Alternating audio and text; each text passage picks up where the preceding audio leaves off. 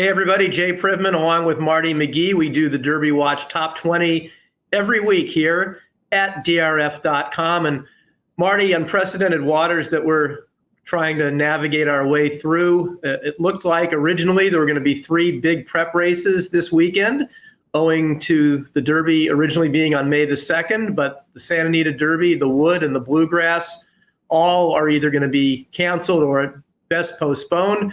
So for now, we're just going to recap what happened last week. It's the Florida Derby. And first off, we'll start by showing you our current Derby Watch Top 20 list. Marty, let everybody know the 2 significant changes here. We have one newcomer, but most significantly, you've got a new favorite.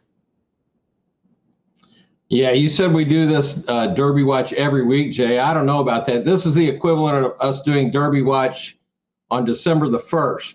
And, that's kind of a far out spacing from December the 1st to the first Saturday in May. So we'll see what transpires here in the next few weeks. We've got Tiz the Law as the favorite again off that powerful victory in the Florida Derby last Saturday. Then you got 3 Bafferts right behind him with Authentic, Nadal, and Charlatan.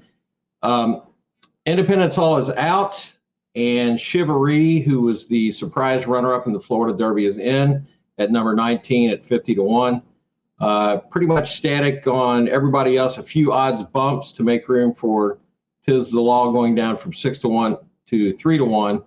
But otherwise, as is. And again, we've got 5 months till the Kentucky Derby, so who knows how this might change in the course of that time.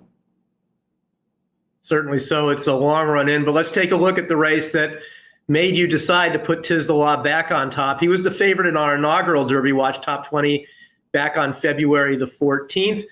This is the Florida Derby. The top 4 finishers from this race are on our Derby Watch Top 20. But Marty, let's start with Tiz the Law and the trip that he got and how he performed this day. What did you think of his race? It was absolutely flawless. He got a great ride from Manny Franco. It helped that he broke as sharp as he did to assume the position that he did behind Shivery and Etienne. Right there in the catbird seat. He's out there, Jay, where you like it, out there on the outside. As you've mentioned a number of times, he doesn't seem to be totally comfortable in and behind horses. So Manny probably cognizant of that and getting him into the position that he did, and he took care of business from there. He certainly got a perfect trip, and like you mentioned, that's the one thing I've been concerned about him is if the couple times he's been inside, it looks like he hasn't liked it there. I think Marty having these couple extra months are going to be able to benefit him to maybe be more used to that, get a couple more races in where he can be used to that, because you're never guaranteed a perfect trip in the Kentucky Derby. If he got one, he'd certainly be among the top contenders, but if he didn't, he'd be a little bit suspect potentially for me. But as you're mentioning, it's a long run out until the Kentucky Derby. Let's talk about some of the others in here that are on our top 20 list. Shivery is the newest newcomer. I thought he ran a gutsy race here. I thought Etienne was getting the best of him on the turn, and Shivery fought back and outfinished him for second. What did you think of Shivery and Etienne? Well, I mean, at the 3/16 pole, you thought he was going to start backing up and the other favorites were going to overhaul him. But you know, Jay, as well as I do, speed tends to hold a bit better at Gulfstream than at other tracks. Maybe he was helped by the fact that the track does help speed horses along, especially those inside. I think we would all have to see an 80-1 shot come back and run a race just as well to consider him legit. Plus the fact that it seems like there's so much speed. Again, we're 5 months out, but horses such as Authentic and Nadal and Wells Bayou.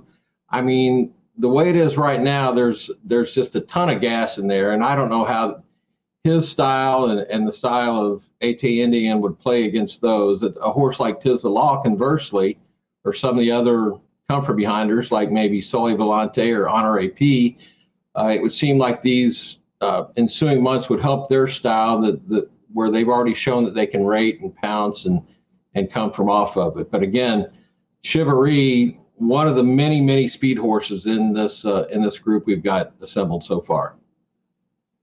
Yeah, and I'm not really sure the extra distance is going to benefit Shivery. At Indiana, it looked like he had an excuse. Andy Biancone, the daughter and co-owner, the daughter of Patrick Biancone, the trainer of the horse, co-owner of the horses, Andy, sent out a tweet after the race showing how the horse had got cut up pretty badly on one of his hind legs, lost a shoe during the race, so he certainly had an excuse. But the fact of the matter is he's 0 for 2 in head-to-head meetings against Tiz the Law. Marty, let's move on lastly to Gouverneur Morris, who finished 4th in this race. I thought it was just a workmanlike effort. I thought his comeback race was just okay when he won. And maybe he hasn't progressed from 2 to 3. I think the good news for him is that he's got a few extra months now to get better. But if the Derby were only a month away, he would not be a top contender for me. What do you think of him?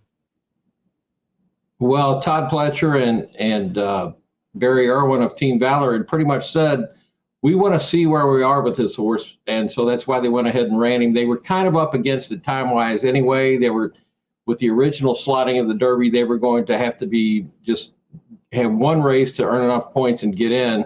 So this probably does give them the time they want. I don't know if he's going to be good enough. That's why I bumped him from over 15 to 1 all the way up to 50 to 1. He had a real good trip the way that Tiz the Law did. He followed Tiz the Law around there, and when it was time to go, he couldn't keep up. And he couldn't even get past A.T. Indian, who, by the way, as you mentioned, did have a real legit excuse with the way he came out of the race. So the thing about this, Jay, is this is Todd Pletcher's top hope right now. But I remember asking him before I left Florida, and here I am back home in my old Kentucky home. Don't you have a deep bench whereby some of the 3-year-olds that have been relatively lightly raced, couldn't they make up the time coming to a September 5 Derby? And he said, well, I don't see why not. Same with him and the guys like Chad Brown and even Bob Baffert, who has 4 on our list right now. Who's to say that he doesn't have a 3-year-olds in his stable right now that could ultimately come out and present themselves? So this is really an interesting, it's unfortunate. I'd like to be on May 2nd doing something other than watching Oaklawn Park on TVG. But yeah, this is really an interesting scenario. We got 5 months till the Kentucky Derby, and here it is, 1st of April. Well, we will try and keep everybody apprised as to all the nuances, all the updates regarding the Kentucky Derby, which is now 5 months away. We will continue to update you as best we can here at DRF.com. 1 week from now is the Oaklawn Stakes. It used to be called the Oaklawn Invitational. It has swapped spots with the Arkansas Derby, which, as Marty mentioned, has now been pushed back to May the 2nd. Come join us every week. We'll keep you up to date as best we can on all the goings-ons with the Kentucky Derby as we move on towards September 5th. For Marty McGee, I'm Jay Privman. Thanks for watching.